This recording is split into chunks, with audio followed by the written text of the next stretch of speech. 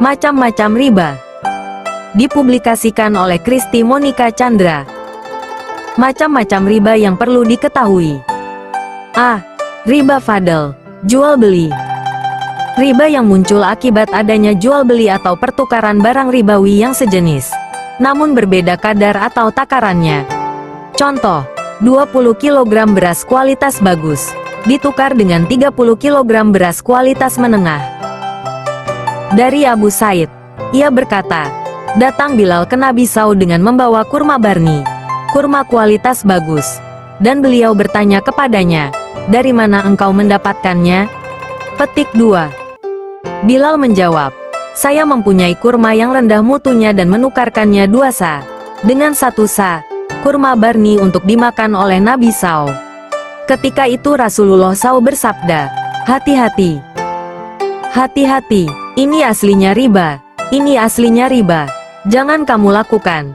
Bila engkau mau membeli kurma maka juallah terlebih dahulu kurmamu yang lain untuk mendapatkan uang dan kemudian gunakanlah uang tersebut untuk membeli kurma barni. Penjelasan. Barang-barang ribawi itu ada 6, yaitu 2 berupa mata uang terdiri dari emas dan perak, dan semua yang dikiaskan kepada keduanya seperti mata uang rupiah, ringgit, dolar dan lainnya. Dan yang 4 berupa makanan yaitu kurma, gandum, jawawut, syair sejenis gandum, dan semua yang dikiaskan kepada ketiganya sebagai makanan pengganti, dan garam, berdasarkan dalil. Dari Abu Said Al-Hudri dari Rasulullah S.A.W. Beliau bersabda, emas dengan emas, perak dengan perak, gandum dengan gandum, jawawut, gandum dengan jawawut, gandum, kurma dengan kurma, dan garam dengan garam semisal dengan semisal, kontan dengan kontan. Maka barang siapa yang menambah atau minta tambahan sungguh dia telah melakukan riba. Orang yang mengambil dan orang yang memberi di dalam riba itu sama saja. B. Riba nasiah.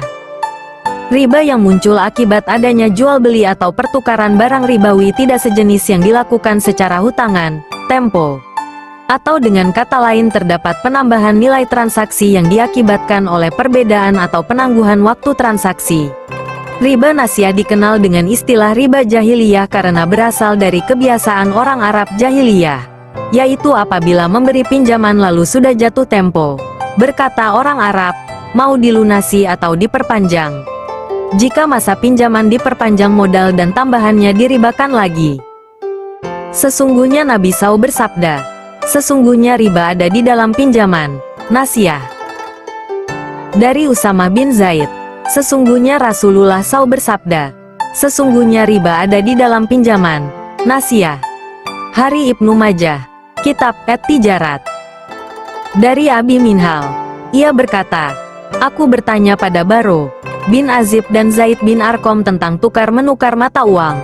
Maka masing-masing dari keduanya berkata, ini lebih baik dariku. Dan masing-masing berkata, Rasulullah SAW melarang menjual emas dengan perak secara hutang. Contoh riba nasiah, bunga bulanan atau tahunan di bank konvensional. Mengambil keuntungan atau kelebihan atas pinjaman uang yang pengembaliannya ditunda. C. Riba qardh.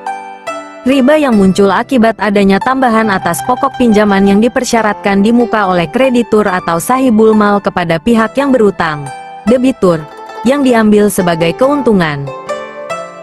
Contoh, sahibul mal memberi pinjaman uang kepada debitur Rp 10 juta dengan syarat debitur wajib mengembalikan pinjaman tersebut sebesar Rp 18 juta pada saat jatuh tempo.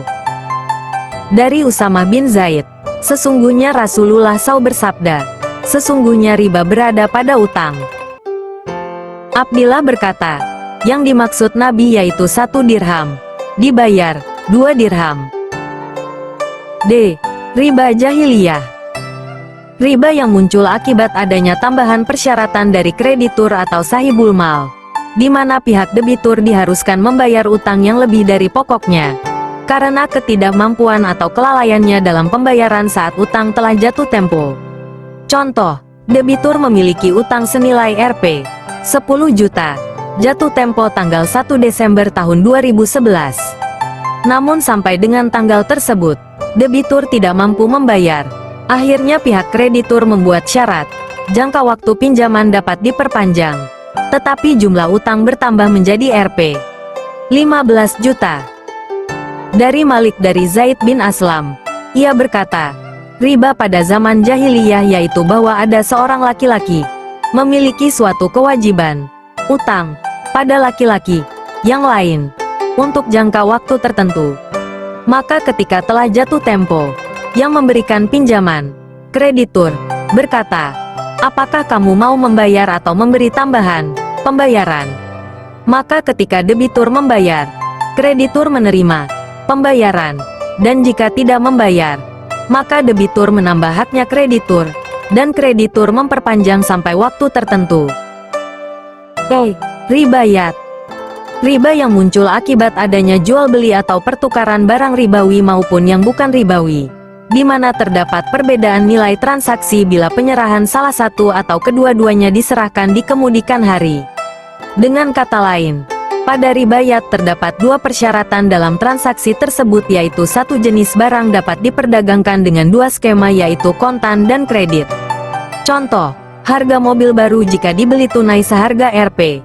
100 juta, dan Rp.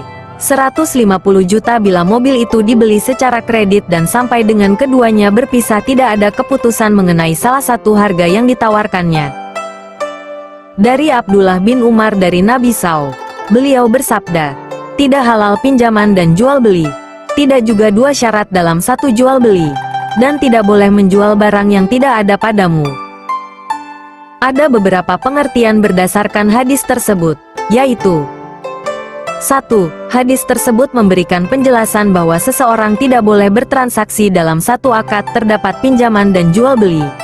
Contoh A bersedia memberikan pinjaman kepada B dengan syarat B harus menjual sepeda motornya kepada A. 2. Hadis tersebut juga melarang seseorang menentukan dua syarat dalam satu akad jual beli. Contoh, A menjual motornya kepada B secara tunai dengan syarat B harus menjual kembali motornya kepada A dengan cara kredit. Contoh lain, A menjual sepeda motornya. Jika dibeli dengan tunai maka harganya 10 juta rupiah. Kalau dibeli dengan kredit harganya 15 juta rupiah dan sampai dengan keduanya berpisah tidak ada keputusan pemilihan salah satu harga yang ditawarkan. 3. Seseorang dilarang menjual barang yang tidak ada pada dirinya. Contoh, A menjual sepeda motor yang hilang kepada orang lain. Pada zaman sekarang ini, banyak transaksi yang dilakukan oleh lembaga keuangan masuk dalam kategori riba. Beberapa contoh transaksi riba yang dilakukan di berbagai lembaga bisnis dan keuangan saat ini antara lain. 1.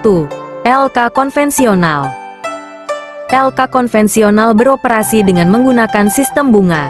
Nasabah yang menyimpan uangnya di LK mendapatkan imbalan berupa bunga sebesar persentase tertentu dari uang yang disimpan di LK tersebut. Demikian pula nasabah yang meminjam uang ke LK harus membayar bunga sebesar persentase tertentu dari pinjaman pokoknya. Berdasarkan dalil-dalil yang telah dikaji di atas, maka hukum bertransaksi seperti di atas adalah haram karena mengandung unsur riba. 2. Lembaga pembiayaan kendaraan bermotor konvensional. Lembaga keuangan menyediakan dana pembelian kredit sepeda motor. Harga jual sepeda motor secara tunai sebesar 15 juta rupiah. Apabila seseorang ingin membeli sepeda motor dengan angsuran selama 3 tahun maka harganya menjadi 18 juta rupiah. Kalau 4 tahun 20 juta rupiah dan kalau 5 tahun menjadi 22 juta rupiah dan sampai dengan keduanya berpisah tidak ada keputusan pemilihan kepada salah satu harga yang ditawarkan. Berdasarkan dalil-dalil yang telah disampaikan di atas, maka hukumnya bertransaksi seperti itu haram karena mengandung unsur riba dan jual beli dengan dua harga dalam satu penjualan. Adanya perbedaan jual beli tunai dan kredit tersebut karena pada saat jual beli dilakukan secara kredit, pihak lembaga keuangan mengenakan bunga. Bunga yang ditetapkan akan berbeda-beda tergantung dari jangka waktu kreditnya. Semakin lama jangka waktu kreditnya, maka semakin tinggi bunganya.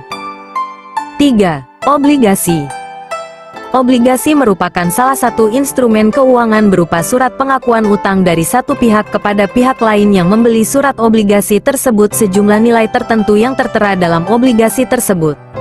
Pihak yang mengeluarkan obligasi memberikan imbalan berupa bunga sebesar persentase tertentu dari pokok utang yang tertera dalam obligasi tersebut sampai jangka waktu jatuh temponya obligasi tersebut.